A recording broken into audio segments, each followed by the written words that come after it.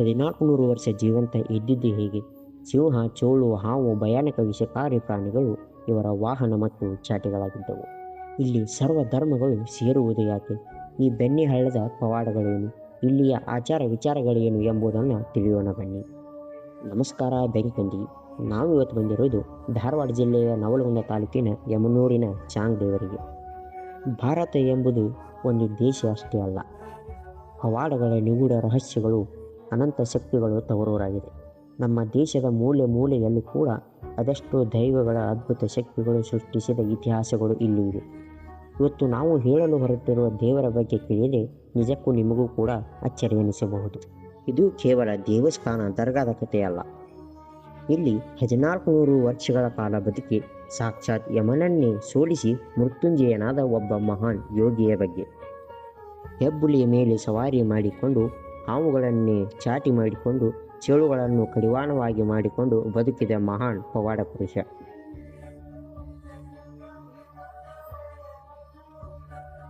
ಎಂತಹದ್ದೇ ಭೀಕರ ಚರ್ಮ ರೋಗವಾಗಿದ್ದರೂ ಗುಣಪಡಿಸುವಂಥ ಈ ದೇವರ ಪವಾಡವಾಗಿದೆ. ಇಲ್ಲಿ ನೆಲೆಯಾಗಿ ನಿಂತಿರುವುದೇ ಯಮನೂರಿನ ಚಾಂಗ್ ದೇವರು. ಹಾಗಾದರೆ ಯಾರು ಈ ಚಾಂಗ್ ದೇವ? ಇವರ ಹಿನ್ನೆಲೆ ಏನು? ಬೆಣ್ಣೆ ಹಳ್ಳದ ಪವಾಡಗಳೇನು? ಆ ದೇವರಿಗೆ ಅಷ್ಟೊಂದು ಶಕ್ತಿ ಹೇಗೆ ಬಂತು ಎಂಬುದನ್ನು ನೋಡೋಣ. ಆದರೆ ಅದಕ್ಕೂ ಮುನ್ನ ನೀವು ಇಲ್ಲಿ ಬಂದು ಭೇಟಿ ಕೊಟ್ಟಿದ್ದರೆ ಜೈ ಚಾಂಗ್ ದೇವ್ ಎಂದು ಕಮೆಂಟ್ ಮಾಡಿ, ಸಬ್ಸ್ಕ್ರೈಬ್ ಮಾಡಿ, ಲೈಕ್ ಮಾಡಿ. ಇತಿಹಾಸ ಮತ್ತು ಪುರಾಣಗಳ ಪ್ರಕಾರ ಚಾಂಗ್ ದೇವರು ಮಹಾನ್ ಹಠಯೋಗಿ. ಇವರು ಸಾಮಾನ್ಯ ಮನುಷ್ಯರಂತೆ ಹುಟ್ಟಿ ಬೆಳೆದವರಲ್ಲ, ಬದಲಾಗಿ ತಮ್ಮ ಕಠಿಣ ತಪಸ್ಸು ಮತ್ತು ಯೋಗ ಸಾಧನೆಯಿಂದ ಮಹಾನ್ ಶಕ್ತಿ ಪಡೆದುಕೊಂಡವರು.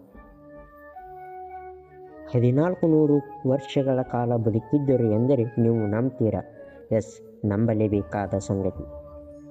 ವಿಜ್ಞಾನ ಲೋಕದಲ್ಲಿ ಇದು ಸಾಧ್ಯವಿಲ್ಲ ಎಂದರೂ ಕೂಡ ಇಲ್ಲಿಯ ಇತಿಹಾಸವು ಇದನ್ನು ಸಾರಿ ಸಾರಿ ಹೇಳ್ತಾ ಇದೆ.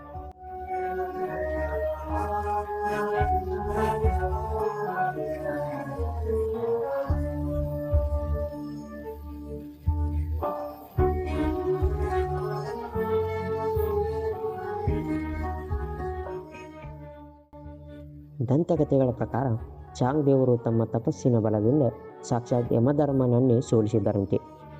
ಯಮನನ್ನು ಹಿಮ್ಮೆಟ್ಟಿಸಿದ ಕಾರಣಕ್ಕೆ ಈ ಗ್ರಾಮಕ್ಕೆ ಬಂದು ನೆಲೆಸಿದ್ದರಿಂದ ಯಮನೂರು ಎಂದು ಕರೆಯುತ್ತಾರೆ. ಯಮನೂರು ಎಂದರೆ ಯಮನನ್ನು ಸೋಲಿಸಿದವನ ಊರು ಯಮನೂರು ಎಂದರ್ಥವಾಗಿದೆ.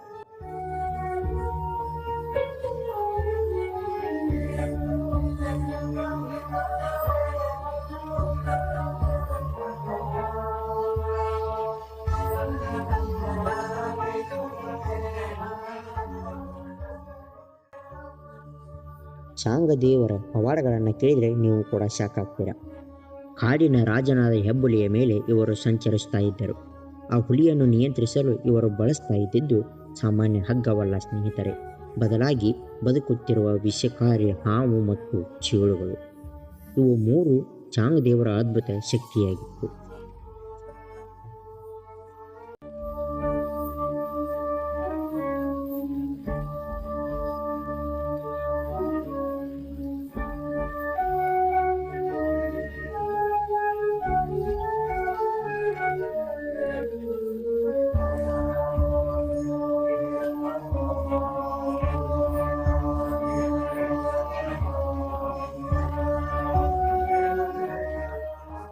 ಇವರು ಮಾಡಿರುವ ಅನೇಕ ಪವಾಡಗಳನ್ನು ಈಗಲೂ ಕೂಡ ನೀವು ಚಿತ್ರದ ಮೂಲಕ ಇಲ್ಲಿ ನೋಡಬಹುದಾಗಿದೆ. ಇನ್ನು ಭಾರತದಲ್ಲಿ ಹಿಂದೂ ಮುಸ್ಲಿಂ ಆರಾಧಿಸುವ ಪವಿತ್ರ ಕ್ಷೇತ್ರಗಳಲ್ಲಿ ಯಮನೂರು ಮುಂಚೂಣಿಯಲ್ಲಿರುತ್ತದೆ. ಯಮನೂರಿಗೆ ಬರುವ ಭಕ್ತರು ತಪ್ಪದೆ ಮಾಡುವ ಕಾರ್ಯವೇನೆಂದರೆ ಅದು ಬೆಣ್ಣೆ ಹಳ್ಳದಲ್ಲಿ ಪುಣ್ಯ ಸ್ನಾನ ಮಾಡುವುದು. ಇದು ಒಂದು ನೀರಿನ ತೊರೆಯಲ್ಲ, ಸಂಜೀವಿನಿಯಾಗಿದೆ.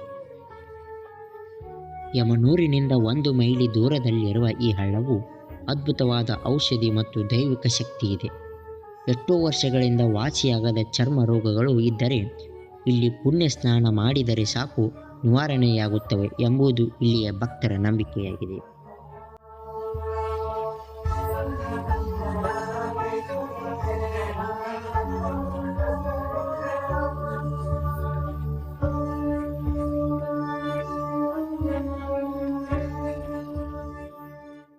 ಈ ಯಮನೂರು ಜಾತ್ರೆಯು ಉತ್ತರ ಕರ್ನಾಟಕದ ಅತಿ ದೊಡ್ಡ ಜಾತ್ರೆಯ ಮಹೋತ್ಸವ ಮತ್ತು ಉರ್ಸ್ ನೋಡಲು ಕರ್ನಾಟಕದಿಂದ ಅಷ್ಟೇ ಅಲ್ಲ, ಹೊರ ರಾಜ್ಯದಿಂದಲೂ ಬರುತ್ತಾರೆ.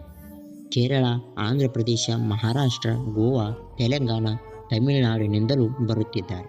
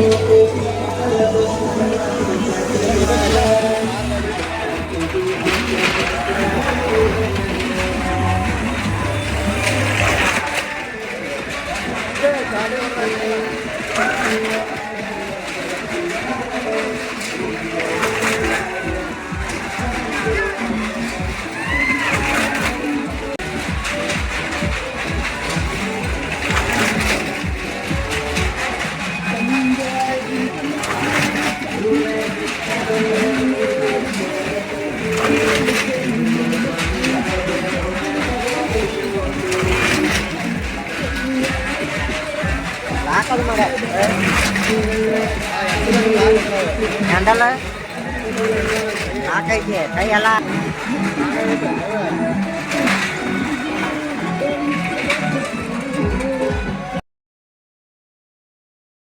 ಇಷ್ಟು ರಹಸ್ಯವುಳ್ಳಂತಹ ಈ ಕ್ಷೇತ್ರಕ್ಕೆ ಜೀವನದಲ್ಲಿ ಒಮ್ಮೆಯಾದರೂ ಭೇಟಿ ಕೊಡಬೇಕು. ಮುಂದಿನ ವಿಡಿಯೋದಲ್ಲಿ ಸಿಗೋಣ. ನಮಸ್ಕಾರ.